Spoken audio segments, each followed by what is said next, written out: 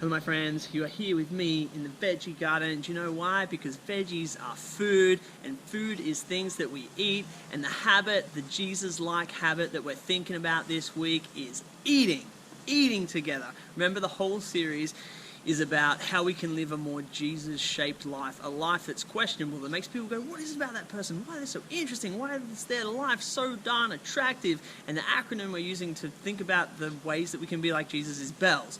Last week we looked at blessing.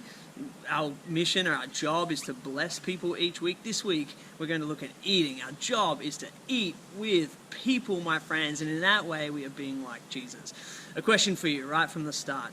What is the best meal you've ever had, and what made that meal so fantastic?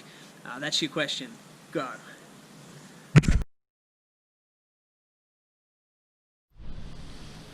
I don't know if you're like me, but if I think about the best meals that I've ever had, it's not just to do with the food that I was eating, although that's a really important part. I love amazing food, but it's also to do with the kind of people I was sharing that food with. There's something about sharing food with people that means something, that does something, that makes our relationships more deep and more rich and more beautiful. Just coming together and sharing a meal does something, my friends, in this world. It puts out a whole bunch of amazing things. And when we eat with people, when we share our food with people, when we gather around the table, we, my friends, are being like Jesus. Jesus ate.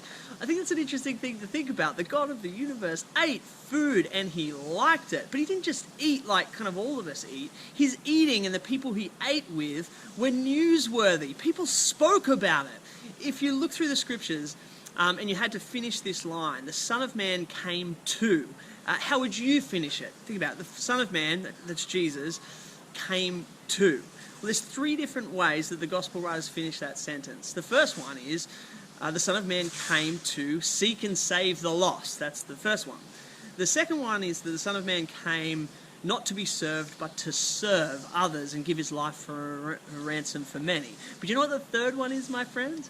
The third thing said about Jesus is this. Jesus came eating and drinking. The Son of Man came eating and drinking. That is, he ate and drank with so many people and so many different people that it was notable, and the scripture writers wrote about it because it was something important to his ministry. If you think of that line, the Son of Man used in Daniel to talk about the great king and judge and the most preeminent person to judge the world, God himself judging the world, that Son of Man. So what you have when they said that the Son of Man came eating and drinking, so you have the God of the universe eating and drinking with people. And now Jesus loved to eat and drink with people so much that, you know, one of the biggest rumors people said about him, one of the biggest rumors that went around about Jesus was that he was a glutton and a drunkard. Think about it. He was so often seen eating with people, and a whole bunch of diverse people in the upper echelons of society and people on the ground and people in the margins, that the biggest rumor spread about him was that he was a glutton and a drunkard because he shared meals and ate with a huge variety of people.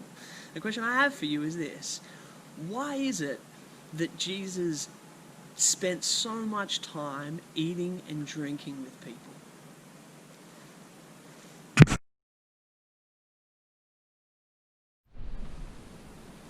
If I'd answer that question, why Jesus spent so much time eating and drinking with people, the simplest answer I can give is this. When you eat with someone, when you share a meal with someone, it seems like it's in those moments that conversations get really, really deep and things begin to change. You begin to learn from each other and you grow together. You develop a trust with someone, and you feel like you can share with that person. And if you think of some of the most significant conversations Jesus has with people where they experience the most change in their life, it's in the context of him eating with them. You think of Zacchaeus the tax collector, who at the end of a meal that Jesus has with him decides that he's going to pay back everyone that he's robbed, and he's going to give a whole bunch of money away to the poor because he had this meal with Jesus, and that meal changed something in him. You think after Peter has denied Jesus 3 times, when Jesus is trying to bring him back into the community, what do? They have breakfast together on a beach. You think the night before Jesus is about to be crucified and he's telling the disciples the way they are to remember him. What does he do? They have a meal together, and that meal is the means by which they are going to remember Jesus until the day that he comes.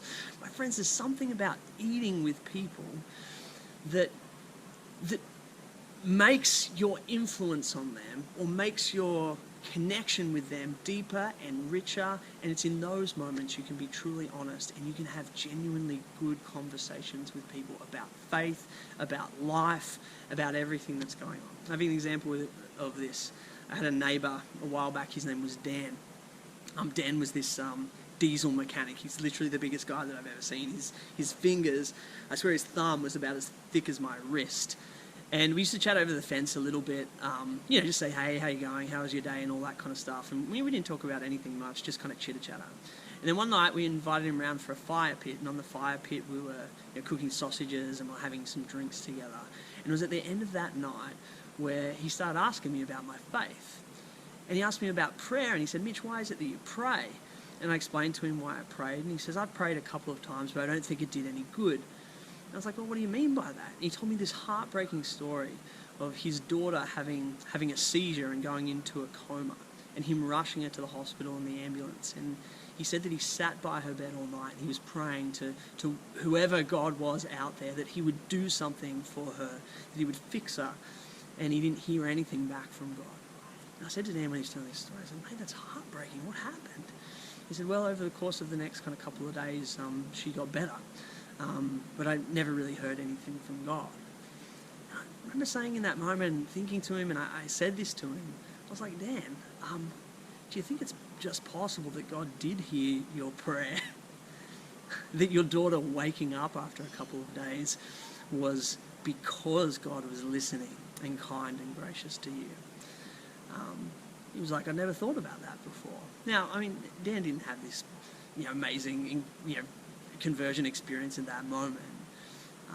But I got to share something deep and rich for him, right? That God cares for him and his daughter, that God listens to his prayers, and that all happened centered around a meal that we had together. I want you to think of the most significant conversations that you've had around a meal. Just chat to the person next to you. What's the most significant conversation you've had while sharing food with someone? Another question to look at really quickly is, what is it about eating that enables us to have deeper and richer conversations? What is it about the act of sharing a meal together that enables that?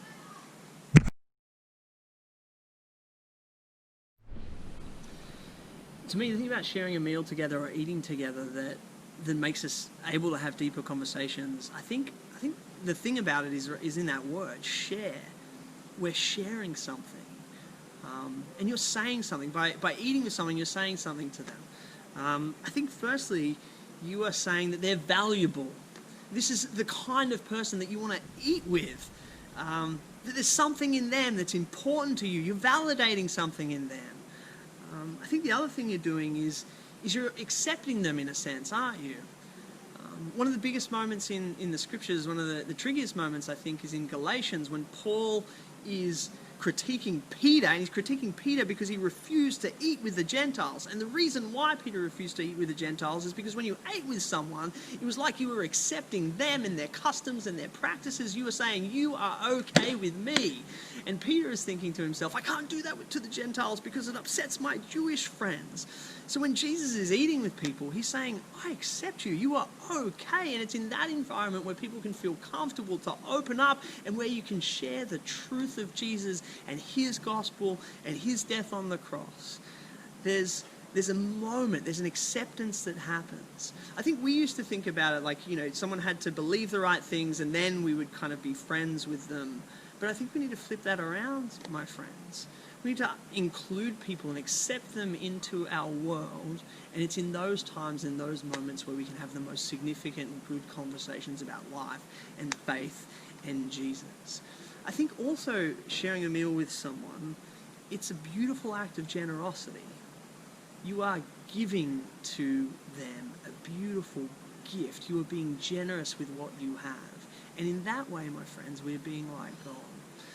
Last week I spoke about how God is the one who gives us life, breath, and everything. He gives, he is generous. I've been reflecting on this passage in Titus where it talks about God pouring out the Spirit in us generously. That is God he overflows, he floods the Spirit into our life and into the world because that's the kind of God he is. So when we're sharing a meal with people, we're being generous. And that generosity is us being like God, and it's when we are like God that people will ask questions about our faith and Jesus and everything good in the world. So here's what I want you to do this week. You guys probably don't prepare many meals at your house, but you eat at least 2 kind of meals here at school, right? You have like recess or little lunch, whatever we call it here, and you have lunch. What I want you to do is keep a list of the people that you're having lunch with. And maybe change that up a little bit. Invite someone new to have lunch with you, just so you can get to know them a little bit and you can understand something about them and so they can get to know you a little bit. Maybe like join a different group for lunch one day. Maybe go to a different year, Like, it wouldn't it be fantastic if we saw like a group of people in the playground from year 7, 8, 9, 10, 11 and 12 and there was a group of people having lunch together that represented all those age groups. Imagine the kind of school we would have if we ate with different people, with different groups of people. Remember, you go deeper with them, you have better conversations, you understand people better, and you can share your faith better. Jesus would take off in this school if we just decided we were going to eat with more and diverse people. If you're a staff member, here's what I want you to do. Don't just have lunch in your office or at your desk. Make an effort to eat, like in the staff room, or make an effort to eat with someone in the staff room you don't normally eat with, because when we eat with people that we're vulnerable and they get to know us and we get to know them. So change it up a little bit. Make a commitment that you'll eat with different people this week, and let's see the impact it has on our school. Amen.